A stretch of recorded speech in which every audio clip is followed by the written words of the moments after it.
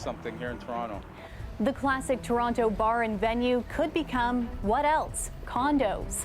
That's if a new proposal gets approved. Plus, my name is Rochelle, and I'm a grocery store worker on the front lines, and I don't have paid sick leave.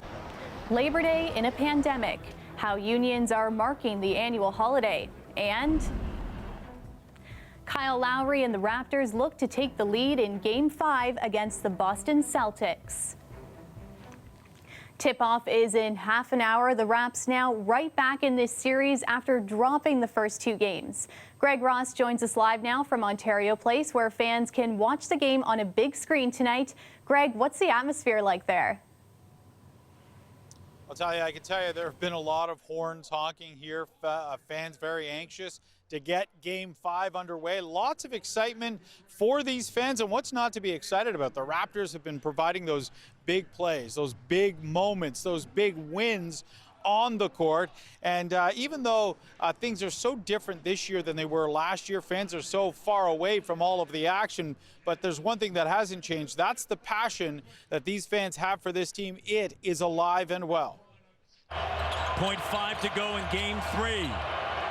OG with a look, got it! While the Raptors create their own energy inside the NBA bubble, 2,000 kilometers away, it's being felt back home here in Toronto. The momentum shifted when OG made that shot. Just the idea of going back to back, I think, is something that's on a lot of people's minds. And while moments like this usually bring us together, people are starting to get used to the new reality and creating memories of their own. OG hit that game winner. You heard everybody around my neighborhood yell. There's a certain spirit of the city that I think is always going to be alive, and things like this, getting momentum with the Raptors, are things that, help that flare up. It's a spirit Raptors players have become all too familiar with during playoff time in Toronto, but this year they've had to create their own electricity. Lowry to Serge, who gathers. A role that Kyle Lowry seems to be embracing. If he can lead them past the Celtics, and who knows where this team goes. Kyle, a little bit of separation, and the three is good. In the past two games, Lowry has been at his best, on the court and in the locker room. And Raptors analyst Akil Augustine says he's cementing his legacy as the greatest Raptor of all time. If you look at the first quarters of the last two games, Kyle Lowry's taken upon himself to be the initiator, to be the more physical person. He's out there playing like he's the best player on the court. The momentum has completely shifted to the Toronto Raptors, and Kyle's kind of the juggernaut that got that thing going. And Kyle Lowry, 53 points combined in those two games. I mean, he's been sacrificing his body. He's been the biggest cheerleader on the sidelines, the biggest motivator for those young players like OG Anunoby, who hit that big shot in Game 3. And, of course, the result has been 2 straight victories for the Raptors to even this series at 2 games apiece. Kyle Lowry is the face of this team, and he has been acting like the face of this team. And now if the Raptors can make it 3 straight victories, they will take complete control of this second round series, Talia, and they'll be just 1 win away from advancing to their 3rd Eastern Conference final in franchise history. So the fans here, they're feeling it. They know there's the horn starting to go right now. They're hoping for a big win tonight, Talia. I'm excited and nervous to watch it. Thanks, Greg. Another iconic Toronto bar is facing an uncertain future tonight. Sneaky D's at College and Bathurst is known for its cheap food and gritty decor, and for hosting some big-name bands like Arcade Fire and Broken Social Scene. Kelda Yoon joins us live from there tonight. Kelda, Sneaky D's could become the latest victim of the city's booming condo market.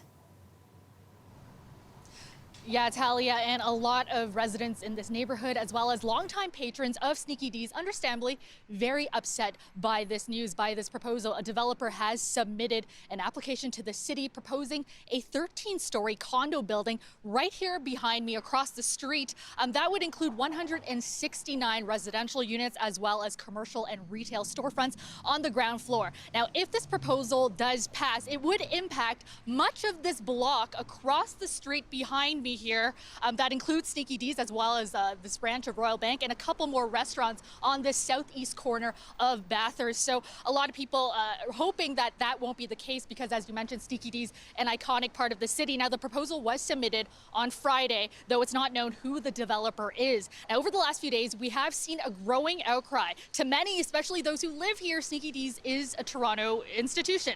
It's been at the corner of Bathurst and College for 30 years, ever since moving from its original location across from Honest Ed's. Now, many local bands play here regularly, and some bigger names have played here as well, as you mentioned, Talia, Arcade Fire, Broken Social Scene, Feist as well. And there is a petition to save the venue that's going around right now, which has gotten over 3,000 signatures online so far. There's also a Facebook group calling for the development to be stopped, which now has over 750 members. This group was started by Lex Corbett, who has lived in the area for over 10 years. I spoke to her earlier here at Sneaky D's, as well as some other regulars. I think that Sneaky D's is a part of Toronto's heritage, musically speaking. We're losing our music venues left, right, and center to these developments, like the Silver Dollar, for instance. And just this is a very vibrant community. I think this is a very successful community. There's all kinds of different people here from all walks of life, and a large complex in this space is going to change the character of that in a way that I don't like. I don't like gentrification. If this iconic place closes down, we're going to really lose something here in Toronto. Already with the loss of Honest Ed's years ago, and now this, what's next? At the same time, I'm not that surprised because a lot of the developers have been a little bit extra greedy, because you have restaurants paying like 20 grand a month for rent, which seems kind of unreasonable, but like they're trying to charge restaurants how much property tax and stuff would cost for a condo. Area Councillor Mike Layton said it would be very sad to see an institution like Sneaky D's go, and he said he is hopeful that council will find a way to keep it around in this community. Mayor John Tory also released a statement not long ago saying this. He said, "I am concerned about the potential loss of another music venue. I'm committed to working with local Councillor Mike Layton to make sure whatever happens at this location is in the best interest of the community, something which goes well beyond any single development." Tory says feedback from the community will be instrumental during this process as they move forward in looking at this proposal.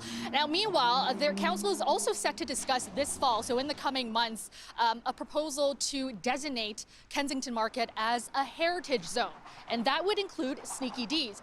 And if that does pass and that designation is granted, then the development in this neighborhood would be severely limited and potentially could save a place like this, like Sneaky D's. Back to you, Talia.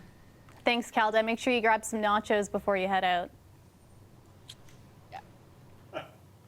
While many are enjoying a day off on this Labor Day, it is a time to highlight the contributions workers make to society, especially during a pandemic. In Toronto, that usually comes in the form of a large parade downtown, but this year is, of course, a little different. Angelina King has more. For the last nearly 150 years, thousands of union members have marched through the streets of Toronto on Labor Day. But this year, the streets are quiet. The parade cancelled amid the pandemic. And I'm a grocery store worker on the front lines, and I don't have paid sick days. But a virtual event was streamed online. The theme, a just recovery for all. We've seen millions of people lose their jobs, lose their incomes. We've seen families under huge stress because of the impact of COVID, and hundreds of thousands who have no idea if they'll ever go back to work. One sector hit extremely hard, hospitality. Unions say at the beginning of the pandemic, 90% of the workforce was laid off. The majority of our members are immigrants, women, and people of color. They're calling on the government for more income support, better job protection, and a guaranteed safe return to work.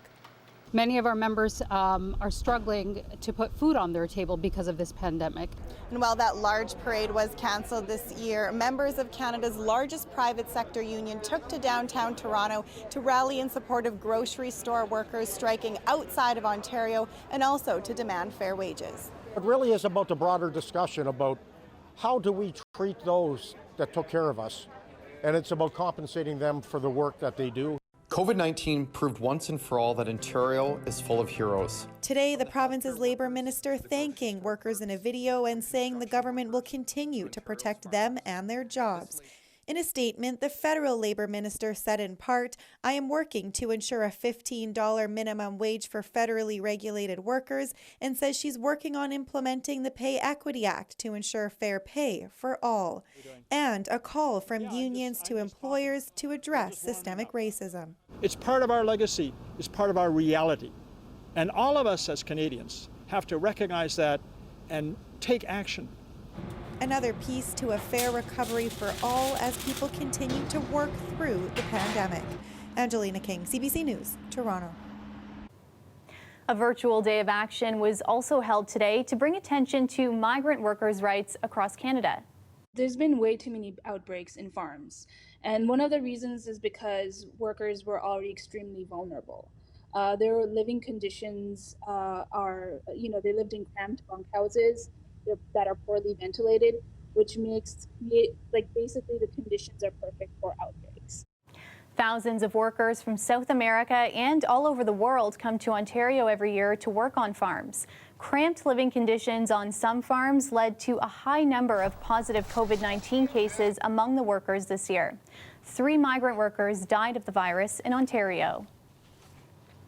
Memorials continue to grow outside the home of an Oshawa family killed in a mass shooting on Friday. Gone way too soon. As you guys can see, they're loved. This is only going to grow. This was the scene outside the home in the area of Harmony Road and Park Lane Avenue yesterday. People have been dropping off flowers since Friday. That's when police were called to the home by neighbors who heard gunshots. Inside, investigators discovered the bodies of 50-year-old Chris Traynor and his children, 20-year-old Bradley, 15-year-old Adelaide, and 11-year-old Joseph. Their suspected killer was also found dead in the residence from a self-inflicted gunshot wound. He's been identified as 48-year-old Mitchell Lappa of Winnipeg. Traynor's wife, Loretta, was also injured in the shooting and is in hospital recovering. Police are still trying to determine the motive for the shooting. A GoFundMe account set up for the family has now raised well over $100,000. A woman is dead after being hit by an Up Express train. It happened this morning near the Weston Up station, that's near Black Creek and Weston Road. Emergency responders found the woman suffering from life-threatening injuries. She died at the scene. Toronto police say the death is being treated as suspicious until investigators can learn more about what happened. Homicide detectives have been called in after a man was found dead this morning in the northwest part of the city. The male was located by a jogger that was walking down the footpath. What we do know is that this footpath is well traveled by joggers and individuals walking their dogs. The victim's body was found around 7 this morning near Highway 27 and Humber College Boulevard. Police say he had obvious signs of trauma. Investigators say there were parties taking place in the area recently, and they're asking anyone who might have information about what happened to contact them. So far, the victim's identity has not been released. Hundreds of people experiencing homelessness in the city have tested positive for COVID-19. Now, city officials are building a sweeping new housing plan in hopes of finding residents permanent housing amid the pandemic. The plan aims to repurpose a range of buildings from offices to hotels. But as Lauren Pelly reports, some warn it still falls short. Office towers, hotels, even residential buildings. Those spaces could all be transformed into housing for the homeless. That's according to a new city plan, which aims to tackle a shelter system that's bursting at the seams. People have really witnessed the explosion of homelessness since the beginning of the pandemic. From tents in parks to temporary shelters in Midtown, the growing crisis has prompted concern and controversy. The draft report obtained by CBC News recommends developing an acquisition strategy for hotels, rooming houses, office spaces, and other buildings. It also calls for a plan to repurpose shelter space into permanent housing and to speed up the development of modular housing units.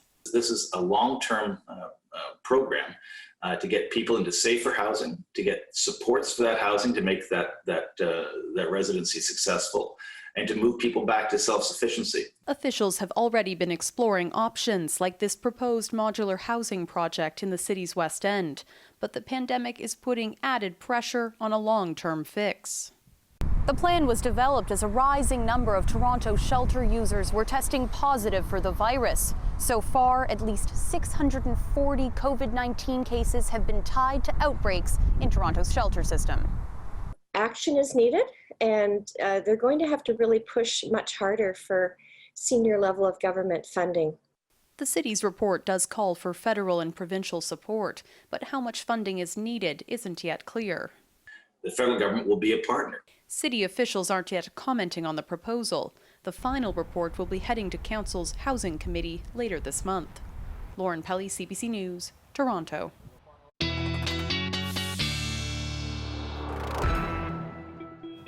Meteorologist Colette Kennedy joins us now for a look at the forecast, and pretty timely that it's Labor Day and feels a lot like fall already. Yeah, we often think of this, don't we, as kind of the unofficial end to summertime, even though it's not exactly. But, you know, you can feel it when you look at some of these temperatures into northern Ontario, some single digits that we're looking at. Where's the heat? Well, it's into southern Ontario, near the lower Great Lakes. These are the current readings. But the highs today, Ottawa, Toronto, in the mid-20s, and as well back towards Windsor. A closer look at some of your current temperatures right now. Still kind of holding on there from 20 or into the low 20s that we're looking at. I have to show you, though, this is a time lapse of the radar, not now, but from early this morning, and all of those lightning strikes, lots of folks talking about that, the thunder and lightning from early this morning from the Toronto area all the way back into southwestern Ontario. Thousands of lightning strikes with those storms along that frontal boundary. In fact, a few thousand within just an hour as those move through. Currently, now we're looking at the current radar, so we have a weaker line here that's just pushing through the Ottawa Valley. Not too much to contend with there, but I want you to know that's going on, and also dying out here with some of these storms that we had into southwestern Ontario. So not like we were seeing earlier in the day and last night. What's happening now, though? The next system that is going to be moving in. So more wet weather to come through the overnight tonight for southwestern Ontario and tomorrow morning. Then you'll be drying out tomorrow afternoon. It's more kind of midday for the GTA, and you'll probably start off drier with some sunshine towards the Ottawa Valley, and then you'll see some showers and thunderstorms developing from Kingston to Ottawa into the latter part of the day. So you may send the kids off with dry weather in the morning, but perhaps if they're going all day, pack them with an umbrella or something to get them home dry later in the day, because they may have the showers coming with them. Now into Wednesday, most of the wet weather is going to be to the north, but probably still some cloud cover. A few stray showers may make their way through the lower Great Lakes. So something to know for midweek. Tonight, your temperatures for southwestern Ontario look like this, and then for tomorrow, that PM clearing. If you get lucky, we might get some sunshine coming into the afternoon. The GTA tonight, 12 and 13 for the lows. Tomorrow, a cooler day, a little gloomier with the cloud cover and some of the showers midday.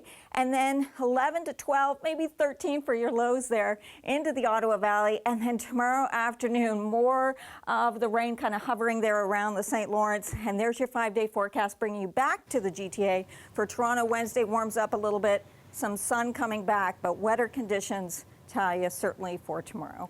Well, not a bad looking first week of school there. Thanks, Colette. Yeah, you're welcome. The weather is brought to you by Trane, the most reliable heating and cooling brand. We test, so it runs. It's hard to stop a train. A group of parents are calling on the province to decolonize the school curriculum and rebuild it to represent Canada's diverse population. Nazima Walji has more on how the parents say a lack of Black representation at schools is harmful to their kids. As Carrie Daniel flips through the pages of one of her daughter's kindergarten workbooks, seeing the images breaks her heart. At the beginning of the school year, she was drawing herself as Black, with her hair as she is, beautiful.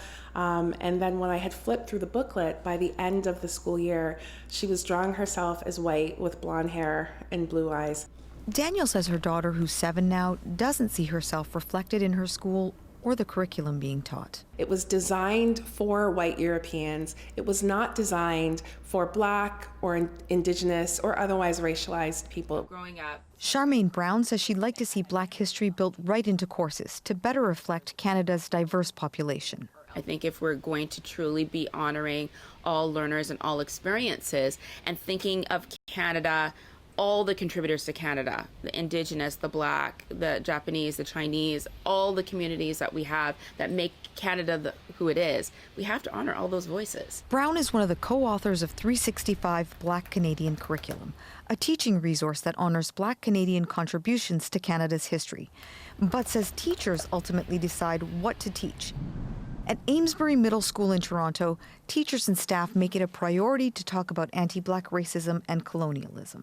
Principal Salima Kassam says they incorporate lived realities into what they're studying. At the end of the day, as educators, what we control, where our power is what we're doing in our pedagogy, through our practice, in our classrooms, how we interact with students in the hallways, what we do for extracurriculars.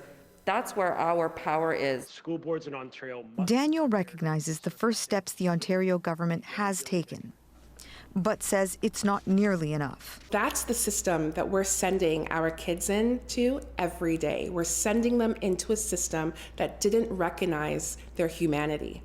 Nazima Walji, CBC News, Toronto. Parents and students are still waiting to get a refund back after their trip to Italy was canceled due to COVID-19. We'll tell you how much they're out and why they're still waiting after the break.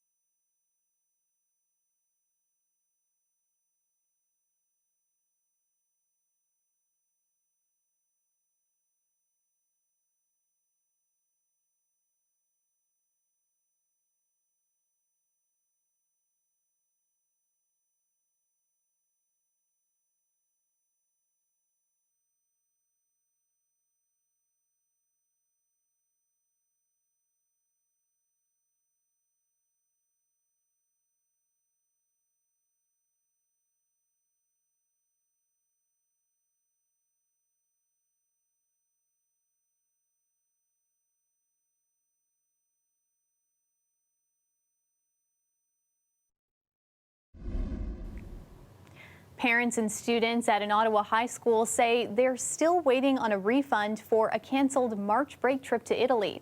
The trip was canceled at the end of February. As Sarah Kester tells us, they're not the only group waiting on refunds from this travel company. Jenna Faruqi and her friend Elizabeth Drysdale were looking forward to a school trip to Italy. With a cost of around $4,000, they both made agreements with their parents to help out with financing. 7 months after the trip was canceled, they're still waiting for a refund. It's not nice to, a trip that we were all looking forward to get canceled because of COVID and then not get our money back. Faruqi's mom bought the travel protection plan offered by the travel company Explorica. She put in her claim at the beginning of March, making sure to follow the checklist on the insurance company's website. But the company keeps saying her package is missing information. Information Faruqi says only Explorica, the company who arranged the trip, would have. In a statement to CBC News, Explorica says it's twice sent the requested information to the insurance company Old Republic. Explorica also says a formal complaint has been filed against Old Republic with Ontario's financial services regulator, and that it plans to reach out to its customers with advice on how to file a formal complaint themselves. I feel caught in the middle of two organizations finger pointing at each other, and I'm just watching on the sidelines. CBC News reached out to Old Republic but has not yet received a response. Around 20 students from Marival High School were going to Italy, and CBC News has heard from parents across the province who are also waiting on refunds for Explorica trips. I'm hoping to get the money back so that we can put it towards something else and do something else. $4,000 per student. A lot of money for most families, now waiting and wondering if they'll get their money back. Sarah Kester, CBC News, Ottawa.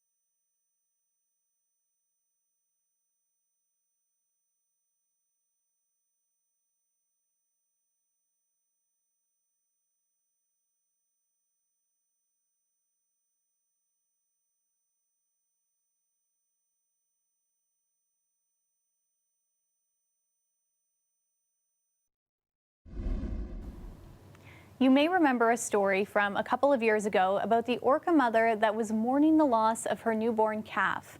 Back in 2018, she carried the calf for 2 weeks in what scientists called a tour of grief. Well, now we have a much happier story. The orca, known as J35, is a mother again. New images from the Center for Whale Research show her with her new calf, which was likely born on Friday. Mother and child appear to be doing well, and the newborn is said to be healthy and precocious. And that's our show for you tonight. Thanks for watching. We'll have your next local newscast tomorrow at 6. Good night.